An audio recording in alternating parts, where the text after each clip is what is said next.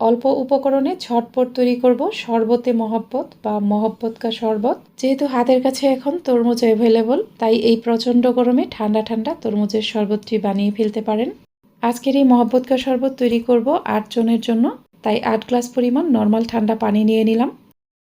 8 glass পানিতে দিয়ে দিব 3 কাপ পরিমাণ গুঁড়া দুধ। এই দুধটা অবশ্যই একটু ঘন হতে হবে। আপনারা যদি লিকুইড দুধ ব্যবহার করেন তাহলে দুধটাকে অবশ্যই ঘন করে জাল করে নেবেন। পানির সাথে গুঁড়া দুধটা ভালোভাবে মিশিয়ে নিতে হবে। শরবতটাকে আরও সুস্বাদু করার জন্য এখানে প্রায় 5 থেকে 6 টেবিল চামচের মতো কনডেন্স মিল্ক দিয়ে দিলাম। মিষ্টির জন্য চাইলে এখানে চিনি ব্যবহার করতে পারবেন। কনডেন্স মিল্ক বা চিনি যেটাই ব্যবহার করেন না কেন, অবশ্যই মিষ্টির পরিমাণটা নিজেদের টেস্ট অনুযায়ী দিবেন। এখন শরবতে একটা সুন্দর কালার আনার জন্য অথবা শরবতটাকে আরও টেস্টি করার জন্য দিয়ে দিব রুয়াবজা। আমি যেহেতু রুয়াবজা খেতে এতটা পছন্দ করি না, তাই একটু কম পরিমাণেই দিলাম। চাইলে এই রুয়াবজা আরও বাড়িয়ে দিতে পারেন, তাহলে শরবতের কালার অনেক সুন্দর হবে।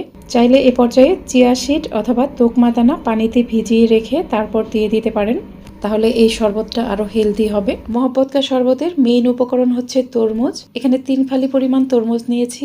এই শরবত তৈরিতে একটু টকটকে লাল রঙের তরমুজ নেবেন, তাহলে শরবতের কালার সুন্দর হবে আর খেতেও ভালো লাগবে। তরমুজটাকে যতটা সম্ভব ছোট ছোট পিস করে কেটে নিতে হবে। অবশ্যই একটা নাইফের সাহায্যে কাটবেন, তাহলে কেটে নিতে খুব সুবিধা হবে। আজকের রেসিপি আপনাদের কাছে ভালো লাগলে আমার ইউটিউব চ্যানেলটিকে সাবস্ক্রাইব করে দিতে পারেন, আর যারা ফেসবুক থেকে ভিডিওটি দেখছেন আমার পেজটিকে ফলো করে রাখতে পারেন। দেখতেই পাচ্ছেন তরমুজটাকে আমি কিভাবে কেটেছি। এখন এগুলো একদমই ছোট ছোট পিস করে শরবতের মাঝে দিয়ে দিব। খুব বেশি বড় বড় করে কাটবেন না, একদম ছোট ছোট করেই কাটতে হবে। সবকিছু খুব ভালোভাবে মিশিয়ে নিব। এখনই বোঝা যাচ্ছে এই শরবতটা খেতে কতটা মজার হতে পারে। আপনারা নিজেদের পছন্দ মতো বাদাম কুচি অথবা যে কোনো ড্রাই ফ্রুটস এ পর্যায়ে কিন্তু দিয়ে দিতে পারেন। যেহেতু আমি শরবতটাকে এখনই পরিবেশন করব, তাই বেশ কিছু পরিমাণ বরফ কুচি দিয়ে দিলাম। এই শরবতে মহব্বত বা মহব্বত কা শরবত খেতে যে কি মজার আমি আপনাদের বলে বোঝাতে পারবো না।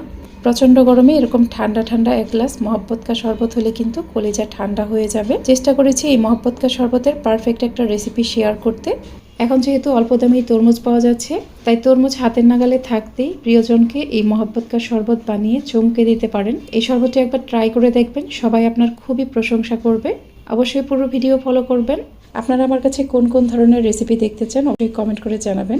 আজকের রেসিপি ভালো লাগলে একটা লাইক দিবেন, কমেন্ট করে জানাবেন ভিডিও আপনাদের কাছে কেমন লাগলো। আজ তাহলে এখানেই বিদায় নিচ্ছি। সবাই অনেক বেশি ভালো থাকবেন। আল্লাহ হাফেজ।